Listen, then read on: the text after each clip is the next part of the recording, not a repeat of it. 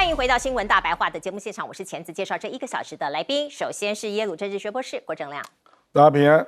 台大哲学系教授苑举正，钳子好，各位观众朋友，大家好。另外是前空军副司令张延廷将军。主持人好，大家好。好，观众朋友，我们来看看美国袭击伊朗成功，川普这个非常的开心，笑开怀啊！他接受媒体访问的时候讲了很多，包括他说，伊朗的领导阶层一共48个人，一次我给他团灭，一次给他歼灭哦。他说，革命卫队现在已经没有总部了呀，我们的军事行动还要持续大概1个月，也就是4周左右。另外呢，他说伊朗是史上最暴力的政权之一啊。他为什么要袭击伊朗呢？是为了全世界，不是为了他自己，也不是为了他美国哦。那另外呢，是不是有很多人打电话给他投降？川普讲了这一番话，我们来听听看。Command is gone as well, and many of them want to surrender into saving their lives. They want immunity. They're calling by the thousands. Combat operations continue at this time in full force, and they will continue until all of our objectives are achieved. 好，川普讲的应该是革命卫队的人，不过我们并不知道到底有没有这些电话。另外呢，他还透露了伊朗有新的领导人还跟他传达了说愿意重回谈判桌那川普还说我已经同意了。不过未来到底这个局势会怎么走呢？外界当然非常这个重视，也都在密切的关注。我们来看看美国不断的释放一些影片，包括秀肌肉的意味非常的浓美军曝光了 B2 轰炸机的影片，透过画面您可以看到，这是美国中央司令部在脸书曝光 B2 逆踪轰炸机起飞的影片，证实它已经携带了2000磅的炸弹袭击伊朗弹道飞弹设施，并且强调任何国家都不应该怀疑美国的决心所以你看起来像这样的宣传片不断的透过各个媒体，透过各个网络在全世界宣传。另外 CIA 这一次的情报也奏效也立了大功，包括我们看到 CIA 还有以色列的这个摩萨德，这个情报一定是扮演非常关键的角色，可以让军方在非常短的时间精准的轰炸3个地方，而且这些领导人都在开会都在聚集所以我们可以看到，包括这个凌晨黑夜本来应该是在黑夜发动的一个空袭。在很快的时间，当他们知道这些领导人齐聚在一起开会的时候，他就把它改为当天的上午。所以在朗朗晴空之下这些人被轰炸了。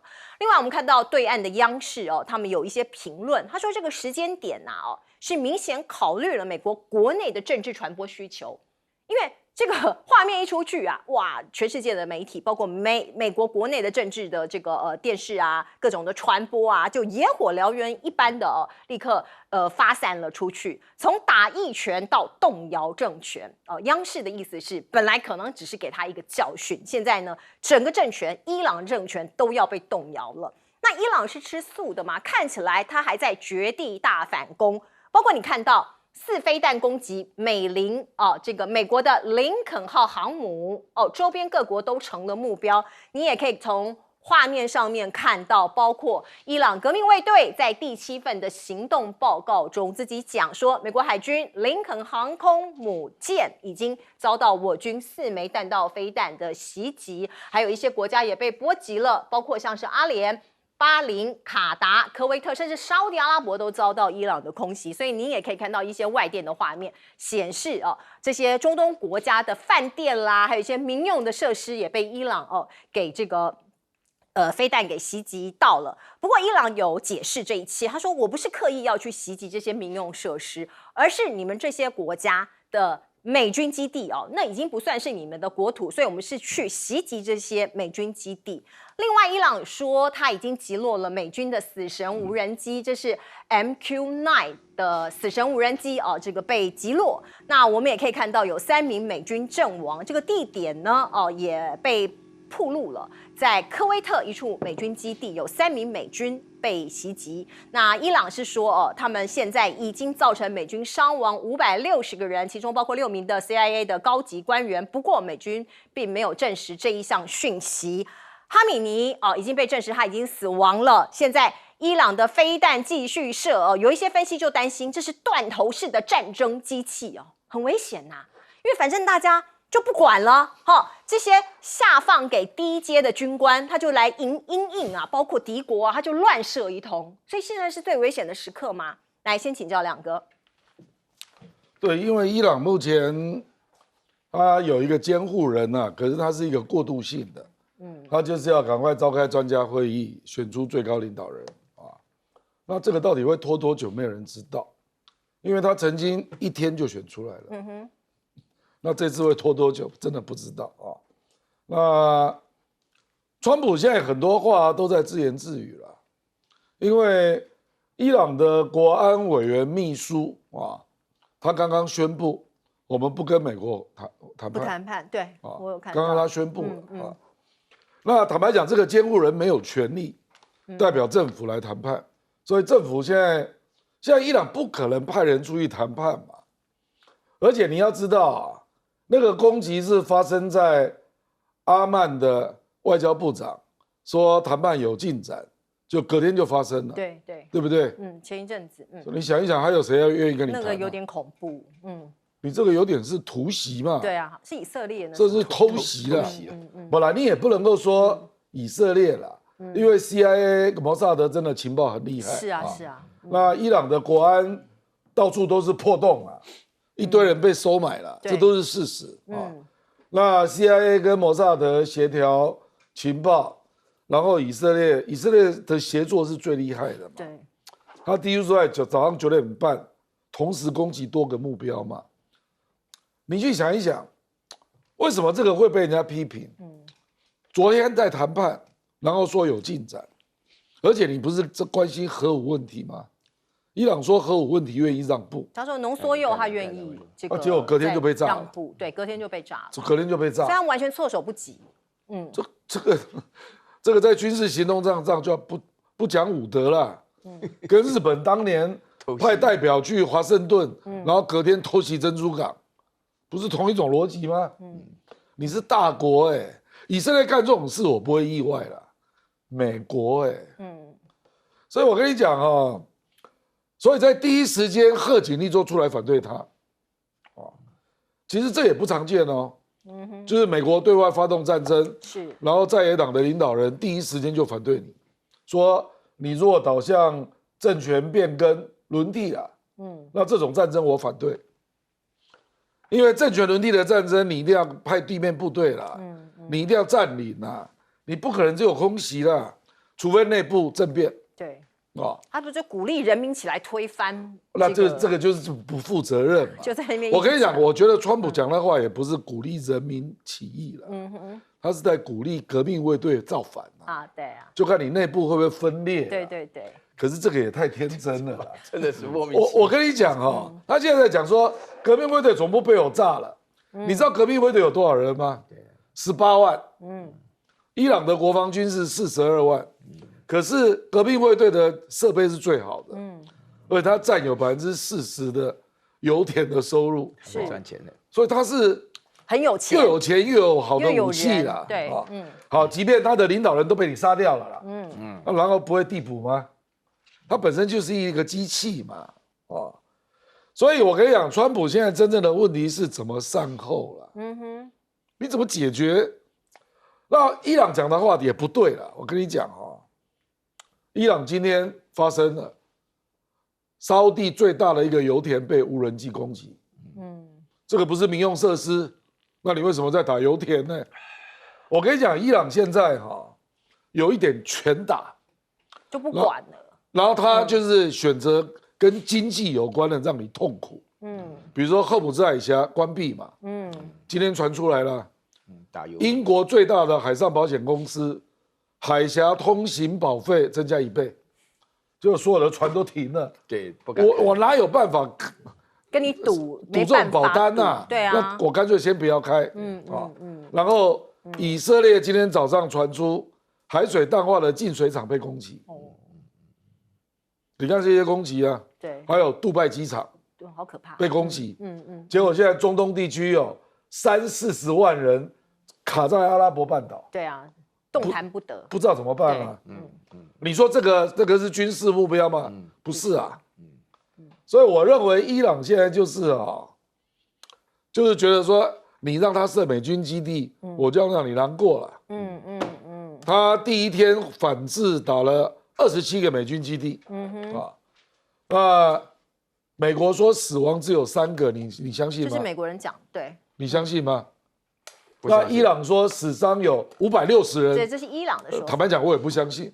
他说还有6名 CIA 的高级对嘛情报员，？所以我跟你讲，这里假新闻一大堆啦，各自讲。我每天在看那个 X 上面一大堆哦，假新闻好多啊，是啊吓死人了。对啊，什么以色列的核电厂被炸，核反应堆被炸，对，都是 AI 图片。所以我们现在真的要非常小心来分辨讯息。所以我们只讲我比较有把握的是我就跟你讲，我有把握的。他真的打了净水厂，是打了杜拜机场，那今天在打阿拉伯油田，结果布兰特油价一度飙到82，那现在稍微跌下来79，所以这个你是涨了5%多哦，今天哦，是它一度涨7%，所以我跟你讲，这个我们台湾真的要赶快处理能源危机的问题。你觉得有可能再爆发一次新的能源不是危机？不是，因为你不知道它会关几天呢、对，不知道会搞多久。你赫姆兹海峡影响到整个波湾运出来，是哦，这个真的很。你想一想，我们台湾那个地方占比多大？对，这真的很严重，至少30%以上啊。因为其实亮哥刚刚讲到一个重点哦，包括现在伊朗，因为我们媒体很难进去，所以里头的讯息我们也不是很清楚，所以各自都讲各自的话，也有很多假新闻，所以这讯息要非常小心的去分辨。来，先请教将军怎么看这场战争？那个美国虽然对伊朗的，尤其是革命卫队的指挥所，就是它的总部啊，整个摧毁了，但是它有备援机制，它有其他的替代指挥所，也有代理人制度，所以既然有备援指挥所，又有代理人制度，它还是可以运作指挥，所以要再造成混乱，我认为没那么容易哦，因为它这一方面它有这方面的机制，再加上去年2025年6月，美国那个时候午夜重锤，对伊朗实施这个核子提炼厂的攻击，它进行了人的清洗。那伊朗进行清洗完毕之后啊，他的革命卫队以及伊朗的国防部啊，他的指挥体系啊，更容易、更紧密，就是说里面的可能的一些的内奸啊，被除去了一部分。那这样的话，想要这个破坏、摧毁整个革命卫队，还有伊朗国防部的这方面的整个指挥的希望它造成混乱，我认为困难度是增加的。那他代理人制度一上去，又是一样。只是然后他又分权下授，让他的这个各个地方啊，能够独立作战，所以变成了美国的这个斩首战。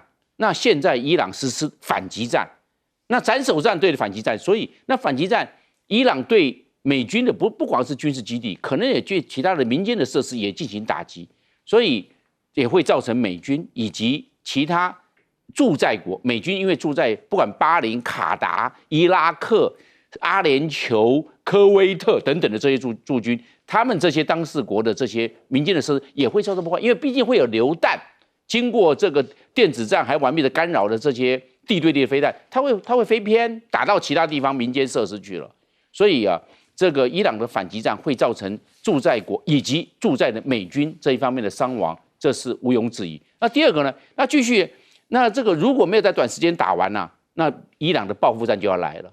那还会持续，伊朗并没有在第一时间把它所有的地对地的导弹或者它的无人机通通大量使用，我看它都一波次一波次的使用，并不是全面式的使用。那这个在这波次使用的状况之下，这个就变成了一种报复战了。那我们说《孙子兵法》讲啊，兵贵树不贵酒，如果旷日费时的话，那会造成美军这一方面的压力，因为毕竟美军它的出勤，它会有任务的风险，伊朗也会对它的这些出勤的状况掌握它的所在地，然后那美国的目标暴露了，那伊朗就会实施打击，所以报复战会在持续。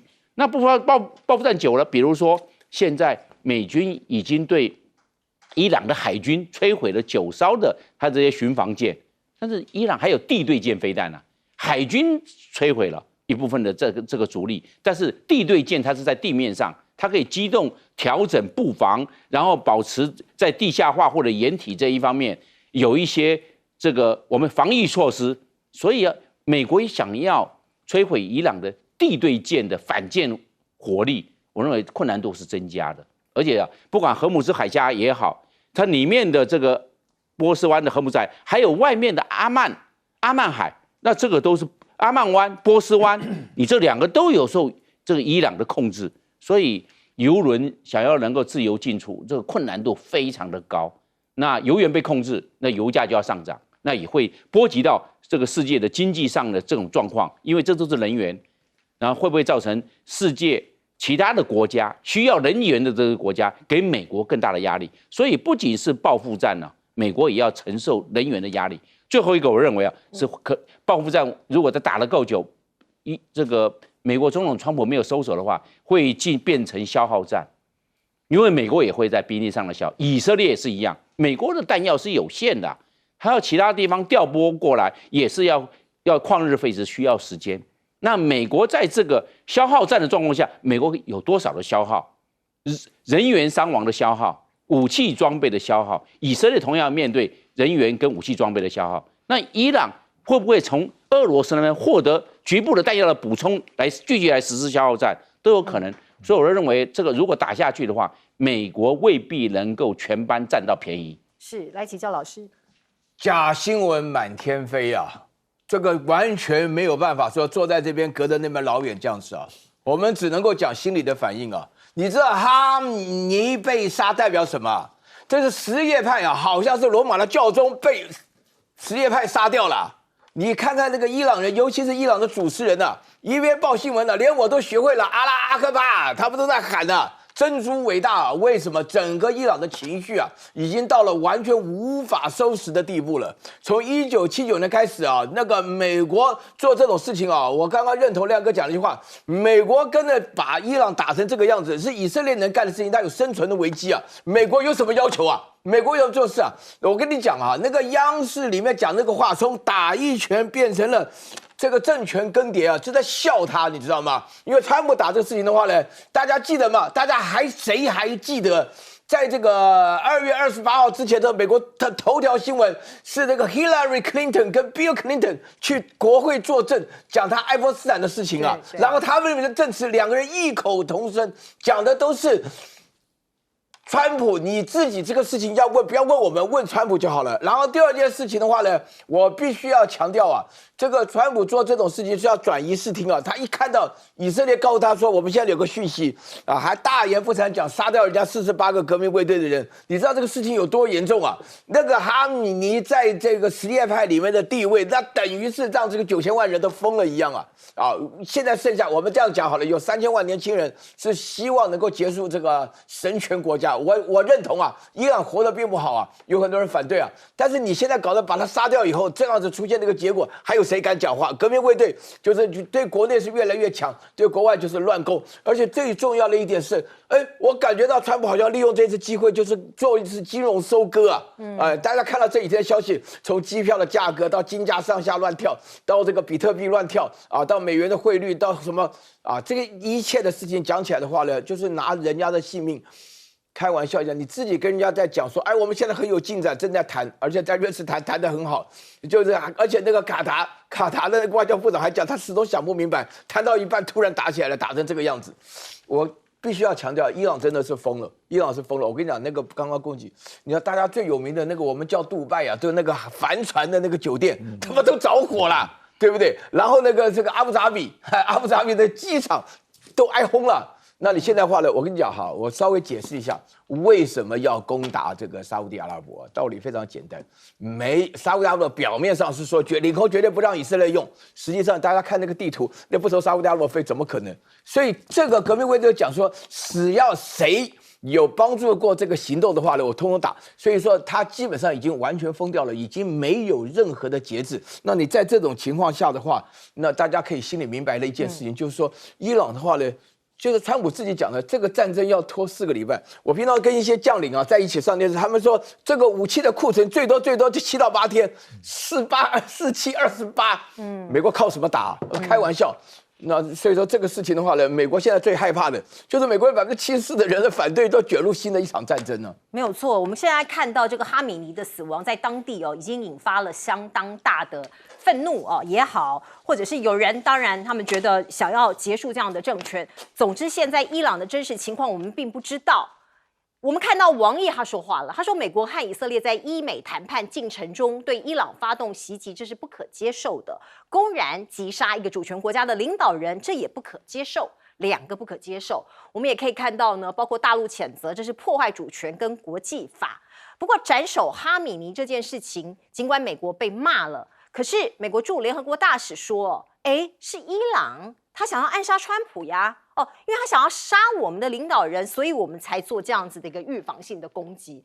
不过现在讯息非常混乱，我们看到美国它毕竟也是一个民主国家所以国会要求来说明你川普没有得到我们国会的授权，你怎么可以轻易发动战争呢？所以现在卢比欧跟赫格塞斯要到国会去说明这场战争是为了什么因何而起。现在路透社的民调已经显示了只有27%的美国人支持打伊朗。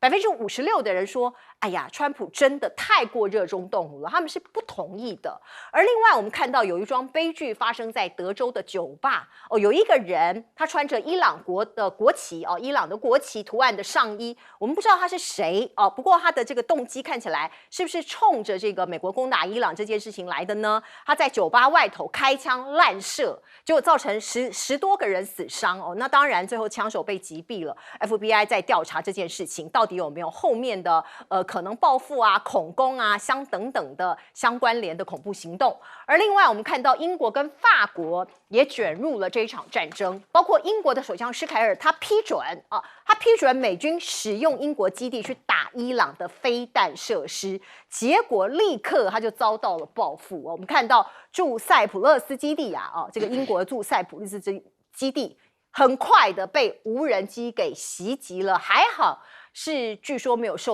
遭到人员的伤亡。可是呢，还有一个国家法国也一样他也卷进去了。马克宏是批评伊朗说，你不分青红皂白来袭击我们，因为伊朗的飞弹跟无人机呢也去攻击中东地区他们在那里的军事设施所以他也发出了一些谴责的声明。刚刚大家都在关注油价，很重要的是赫姆兹海峡，现在据说啦只有伊朗跟中国的船只可以走，有196艘的油轮被困在波斯湾，动弹不得不敢走所以你看到路透社的报道就说，至少有150艘载有原油还有液化天然气的油轮在跨越霍尔木兹海峡的中东海湾公海抛锚。他抛锚在那边干嘛？他停在那儿，他不敢走，也不知道怎么走。另外还有数十艘油轮在霍尔木兹海峡另外的阿曼海岸附近停泊所以现在我们可以看到包括这样子的这个状况，因为很怕被攻击，如果你冒险走过去的话。来请教亮哥。事实上有一艘油轮真的被打了，所以大家会怕嘛，准备沉了所以这个其实川普未来的挑战大概有几种啦。一个就是国会会提案，民主党已经大量表态了啦，要求那个战争权利法案要立刻运作，所以你最多只能打60天那之后就要经过国会同意不过讲白了啦，美国有能力打60天吗？不可能，因为弹药量的问题嘛。而且美国如果要帮以色列，他就必须从军舰要拦截飞弹，以前不就这样吗？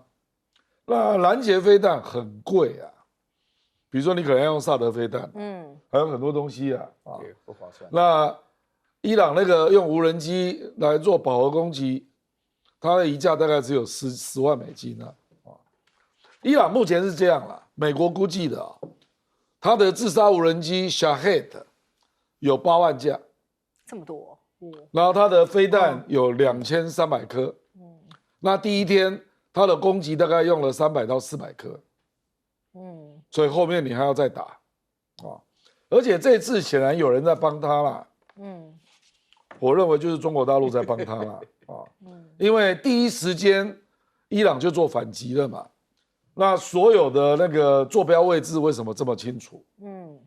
因为中国就是用北斗卫星，杭州有一家公司了叫密商，徐密啊，那个商啊，热力学那个商，对，就提供了照片跟所有的定位，所以伊朗第一时间就，不然你怎么可能第一时间就打27个军事基地？对，那伊朗他这样说了，他说我第一天是叫做把库存的旧弹拿出来打，就是要耗你的拦截弹嘛。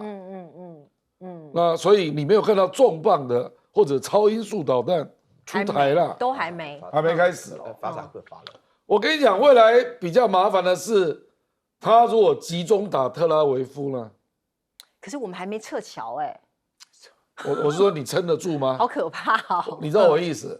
这个第一个啦，第一个就是说，美国真的有能力打4个礼拜吗？对啊，事实上，美国军方有很多人是反对的，连那个参谋长还被川普立刻把他 fire。对，因为他反对嘛。对，第二，你美军的尸体会一个一个运回来啊。你认为打27个美军基地只死3个人吗？不可能。你相信吗？对，这个数字我们也没有办法证实。我没办法证实，可是我只能够跟你讲，有可能吗？那未来，川普自己都承认，说未来会有更多伤亡，对不对？那这个只要运回来，你受得了吗？赫姆兹海峡如果继续围下去，你国际的油价就暴涨吧？真的，有人估计会涨到108，今天高点已经是82了。今天那你美国的物价上涨，选民能接受吗？所以我跟你讲啊，真正的关键是回到美国之后给川普的压力了。就是你弹药量不够嘛，你还要留一点防中国啊，不然如果东海、台海、南海出事，你怎么办？不能全部打掉，不可能嘛。然后还有伤亡嘛。对。然后物价上涨嘛。那民主党就在这里做文章啊，国内压力就来了，就会叫你立刻撤军啊，等等嘛。那伊朗可以一直耗啊，反正他的死敌就以色列啊，因为事实上打那48个高阶的是以色列干的啦，不是美国啦，是以色列干的啦，以色列才会打这么准啊。摩萨德，我坦白讲，摩萨德，而且才会打得这么不留情啊。就精灭，因为网络有一些影片也出来了 ，OK， 就是他们内部的拍摄嘛，对，突然之间就炸了，对，而且听说他这个哈米尼的孩子也在里面，他的女儿跟女婿还有孙女也在，然后跟他开会了有4个人，是，这5个人同时炸死，那里面就是国防部长、参谋总长都在里面，所以就团灭嘛。其实这个东西就是他在想，阿曼外交部长在谈。而且谈判有进展，所以他心里可能就警戒心放低，就放松了。隔天大家继续去上班嘛，对，9点半一起打，就没想到就这样，对，这个也够狠的。美国那个民调的路透社就27%啊，挺那个川普这一次的实施怒吼行动。那为什么那么低？美国人都不挺，那问题出在哪里呢？我认为川普犯了3个错误。第一个手段不对，他斩首战，他把哈梅尼除掉。那打仗的话，除人家那就变成斩首战。那个我们看乌克兰战争，乌克兰战争跟俄罗斯之间的打了第5年了，到现在为止啊，俄罗斯还没有对泽伦斯基动手，他也不实施斩首战。对，你现在这不第一手就把哈梅尼干掉了。俄罗斯他对，还有这个，我认为在乌克兰啊，泽伦斯基他最安全呢，他不，因为为什么俄罗斯他不斩首？就是这样子，因为要这个泽伦斯基来负这个责任。那现在呢，你这个斩首战的手段不对呀、你这个整个把人家是一个伊朗是一个很完整的一个国家，你把人家这个首领给拿掉了，这个是我认为第一个就不对了。第二个呢，这个川普他犯的这个错误时机不对，时机，因为他本来是要3月1号，因为正在谈判当中。那谈判还在进行当中 ，ING 还在进行当中，你就把人家就出动了。本来川普是想说3月1号凌晨再动手，那你在2月28号早上9点半，伊朗的时间早上9点半就开始动手，因为他们在开会，刚好这时候人在集中，把他刚好现场把他炸死，变成这个状况。那你这个谈判还在进行中啊，除非是谈判完毕、谈判失败、谈判破裂，没有办法达成共识，所以美国开始正式下达宣战令，或者直接开始动手，没有，因为谈判还没有结果，还在谈判当中。那这个感觉到啊，就是在这个时机上面不对，人家都会说你这个在谈判，那你这谈判是谈假的吗？你这样子来做的话，有没有在这个正当性或者动武的这一方面的非常正确的理由？川普可能就站不住脚，人家会从中在那边在炒作，或者在那边做一个辩论。那第三个不对，我认为是理由不对，因为美国是要伊朗放弃发展核武，美国要去炸的是炸伊朗的核设施，去炸这个浓缩铀的提炼厂，去炸浓缩铀的储放的地方。因为他反对伊朗发展核武嘛，去炸这个可能理由还算比较充分。结果他现在呢，去炸革命卫队的总部，去炸哈米尼，去炸这些，然后说我反对伊朗发展核武，然后去炸人，不去炸核设施。那这个感觉到理由不对啊。所以川普换了这个人，别人一定，美国是个民主国家，美国那么多的智库，那么多的大学教授，他都会做分析。你这个不对呀，你这个炸错方向啦，所以要反伊朗，这个伊朗反对伊朗发展核武，结果你炸的是他的革命卫队的总部，没有。结果到现在为止，到目前来看呢，伊朗的核设施、核提炼厂、伊朗的浓缩铀还完完整整啊，对，还没有去炸。到现在为止，辐射层也没有泄露出来啊，也没有跑出来啊。我觉得这个人家在讲说，你这个是叫伊朗废核，结果你炸的地方是不对的，这个理由不对哦，很容易被美国的民主社会拿放大镜来做解释。所以我认为川普犯了这3个重大的错误，而造成美国对这个川普对伊朗动武的这种支持度非常的低。是老师。大家都有很多问题啊，我跟大家稍微强调一下，一个以色列，一个美国，一个伊朗啊。以色列很坏啊，那个川普很笨啊，那个伊朗的话呢很疯啊。我跟大家讲，那个以色列做的事情啊，刚刚我们将军讲得非常清楚啊。你开口闭口跟人家谈的时候，但是请大家想一件事情啊，伊朗跟美国在谈到停止浓缩铀不发展核武器，但是也不放弃他们的长程导弹。以色列听在耳朵里是什么东西啊？你有核子弹我也完蛋了，你有长程的导弹我也完蛋了，所以先下手为强。我得到的讯息啊，是一个从以色列的一个朋友，一个犹太人给我的讯息，说我们有先下手为强，英文叫 preemptive strikes 他之后才1个钟头，美国才加。川普很笨，他根本没有必要来加入这一场。那么现在以色列本身做这事情，以色列基于他自己的国家的利益做这种事情然后呢出动了非常多，光钻地弹打到德黑兰里头就30枚，这个不得了一下子把哈米尼干掉。另外大家现在都忘了谈一件事情以色列为了引发伊朗的报复在伊朗的南部攻击一个女子小学，死亡人数至少120人以上，现在165。那你看，这个简直是令人发指啊！那个伊朗，我再跟大家强调一遍，你把伊朗逼到发疯为止你这伊朗没有选择，他一定要搞这事情。如果认为以色列所有这些事情的话呢，伊朗现在攻击所有事情，那法国跟英国都讲的事情，伊朗讲你不要我活，我也不要你活，这个叫鱼死网破。那现在出现这个结果的话呢，你现在讲什么都没有用。现在最主要大家都是防范于未然就是说，第一个荷尔姆兹海峡会不会导致全世界的油价非常涨高，尤其是我们在东亚、东北亚这一带的话呢，那么所有的生活中都依赖油价。那么目前为止，我所得到的消息是要涨到今天到82可能会涨到120，甚至还有人喊出来150、160。因为这个情况下维持下去，因为伊朗本身来讲的话呢，对于荷尔姆兹海峡的这个围堵，不让油轮进出这个很严重问题。然后另外一个就是恐怖行动因为在 Texas 发生的这件事情穿的伊朗的国旗是一个黑人大家不要忘了大家不要忘了，有非常非常多的人在心中支持那个伊斯兰国，然后伊斯兰国也好，伊斯兰教也好或者说伊朗，千万不要以为说伊朗本身就是这么个怂包因为这种事情的话引发众怒，连我们在这边做评论都会发觉你做的事情的话非常非常奇妙，你自己打到根本不应该的事情。那大家现在的话呢，西方的媒体我们不敢看因为什么？因为我看到的消息当中，一开始我觉得最令人发指就是那165个小女孩在学校里头被炸死，没有人讲到伤多少人了，我相信整个学校都摆平了。那这才会出现这种结果。那这种事情的话，真的是国仇家恨，真让人家觉得很难想象。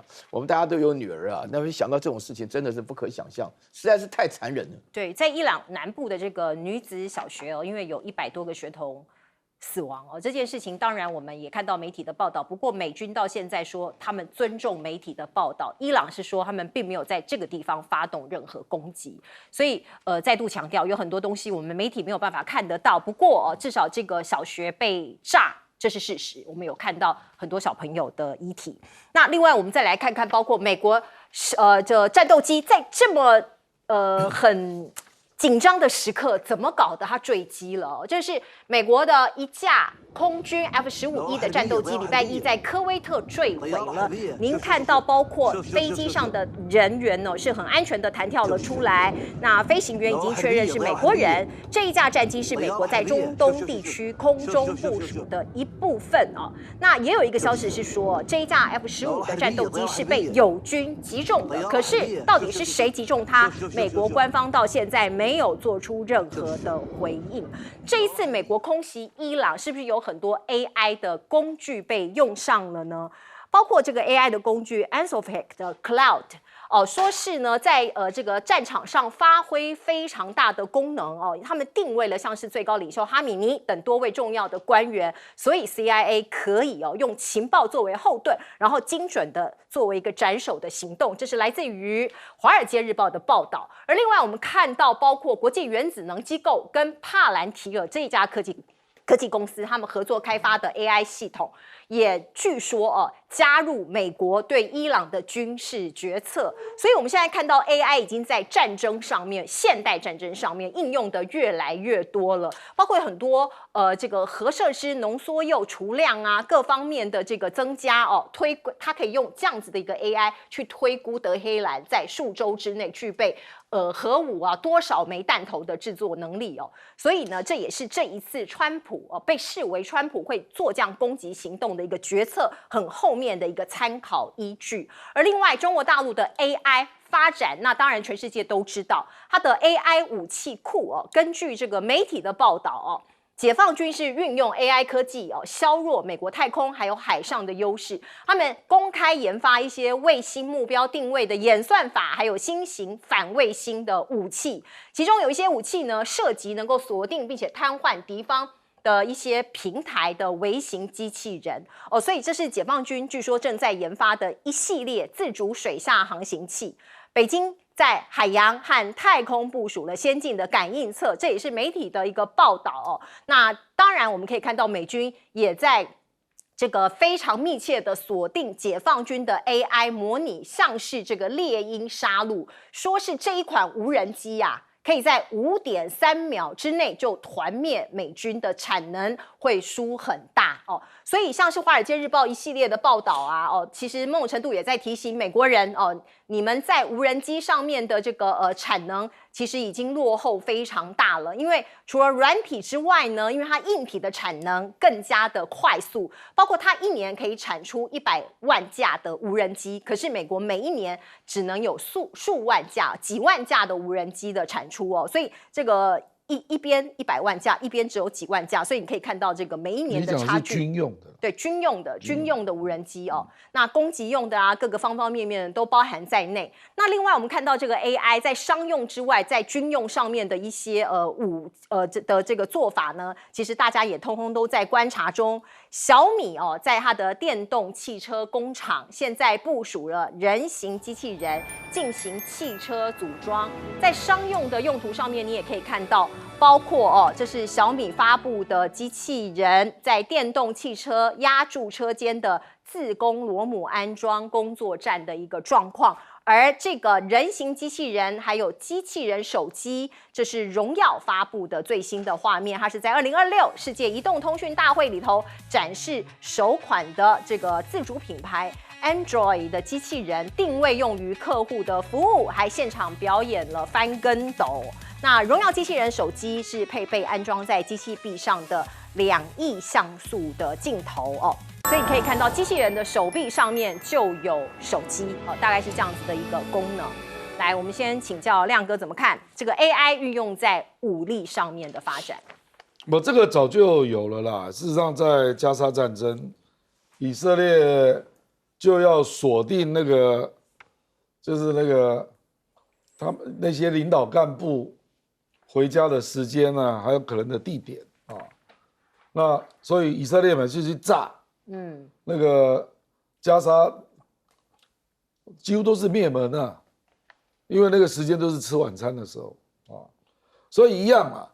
因为今天我也看到了美国的报道，说事实上他们追踪那个哈米尼的，已经追踪了几个月了啊，而且哈米尼事实上在这2个月内也曾经被暗杀，没有成功啊，所以大家也感到很好奇啦。那他为什么还要去最高领袖办公室上班呢？对啊，所以才会有人传出来说他是不是故意的了，殉道啊，就是故意去训教啊。为什么会这样传？因为他已经86岁了，而且本身罹患癌症啊，那他可能想要保他的儿子能够接班，让他训教。因为什叶派他们是12伊玛目这个教派嘛，对，12伊玛目这个教派最强调受难嘛，那受难者你就会产生英雄的光环啊，然后还可以促使这个神权革命卫队对内会比较一致嘛，团结对外。亮哥，我插播一下好不好？我们收到的最新的讯息是不止一架美军战机被击落。科威特国防部最新的声明是美军有好多架的 F-15的战机已经坠毁了，机组人员都已经安全弹射生还了。不过我们刚刚不是有说有一架飞机掉下来嘛？现在可能是这个伊朗是不是有做了什么事情所以让这个美军好几架 F-15战斗机坠毁？这个难以想象了。电子战控制的是吧？对，可是科威特距离伊朗蛮远的。对，所以现在不知道我们看到的讯息，因为我看到的资料是说，好几架的美军友军的防空系统误击。对，那是第一次听到的是误击嘛？对。可是现在像是 Bloomberg 他们的说法是这个不知道，因为现在各种传来传去的新闻太多。如果这是真的，那因为你要符合物理原理啊。他说有可能是伊朗的防空系统击落一架试图攻击伊朗的美军 F-15战机。那不可能啊，然后坠毁在科威特。因为伊朗距离科威特蛮远的。对，所以不懂这是怎么样。我不知道。我们是提供讯息给观众朋友参考。我知道了，你至少要有电战机的能力啊。伊朗这方面应该不行吧？等一下可能要请将军告诉我们。将军待会再回答这个专业问题了。我的天啊，这打都不用打，好几架，怎么弄的？因为它这个像落叶飘，我认为可能它是不是伊朗拿到了电磁脉冲？哇！那如果电磁脉冲的话，它当掉，不是发动机好不好的问题，是你飞机根本没办法操纵了。你看它落叶飘的样子，你看飞机是失控的，能够射那么远。那我知道电磁脉冲弹打过去，它的飞弹是打入电磁脉冲。所以现在的状况我们并不知道，只知道美军的战斗机掉下来，而且不止一架。可是到底是什么原因，都还在调查中。先请亮哥还是告诉我们这个 AI 的运用这个部分。这个 AI 啊，这个 Palantir 是最有名的公司嘛Palantir 的创始股东就包括摩萨德。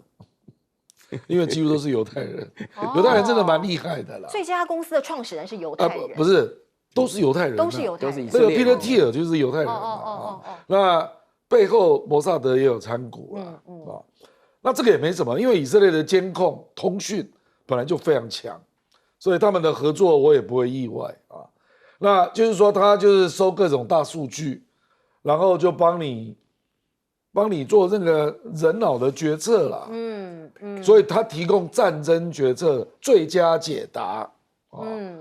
那现在又加上这个 Claude 嘛 ，Anthropic， 又把这个加进来所以你可以看到这次的协作在第一时间打掉伊朗48个，而且大部分都是他绝对不是一天收集的啦，知道他的路径啦。那今天又做了同样一件事，就决定打了。我觉得他有算概率了。被打的都是在办公室啊。对，都是在办公室被打的。开会的时候所以这个也是人工智能一旦来取代人的做战争的决策，蛮可怕的。因为它就不分对象了。对，他可能把药的名单，然后认为达到了一定的级数，那这个人就要把他暗杀掉。实际上以色列在加沙已经做过了，而且非常成功。哦，我们先进一下广告。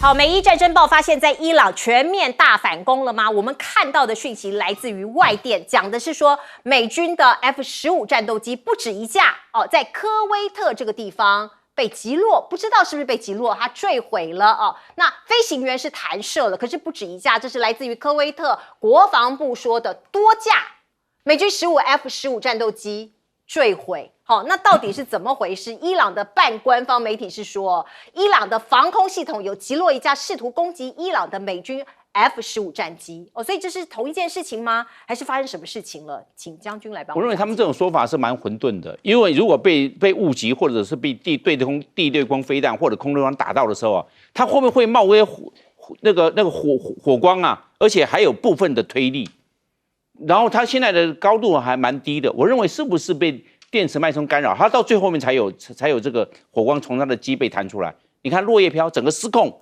换句话，飞超系统是失控的状况之下哦，它已经被没有办法操到。你看它垂直掉到地上，好像失去动力。飞机它都会有部分动，它有机翼嘛，它就有滑翔能力的。是。那它没有，它垂直，你注意看，它跟那个塔是一样，整个是跟流体力学完全像石头这样掉下来，失控的，就是这样子。然后飞超系统当掉了，要不然它还会有飘降能力。最起码它有翅膀嘛。对。它翅膀没有断掉啊，翅膀两个是好的啊。你看它飘下来的时候啊，是一种飞机是一种螺旋，它落叶飘一样这样下来。你看，换句话说，那这是不是电子战、电磁脉冲？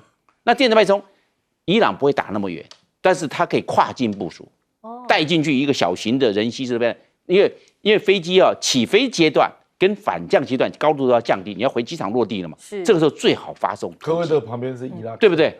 就发动突击的，在你的预定的航路上部署电磁脉冲 EMP， 还是很远。那我们直接讲或者部署石墨炸弹，那石墨炸弹一打的时候叫你当掉，那一当掉的时候，问题是飞超系统现在都是软体了，就没有办法了。飞机就失控。我跟你讲，伊拉克是支持伊朗，是，所以现在情况我们还不知道哦。可是的确有 F-15的美军战斗机坠毁了。我们进一下广告。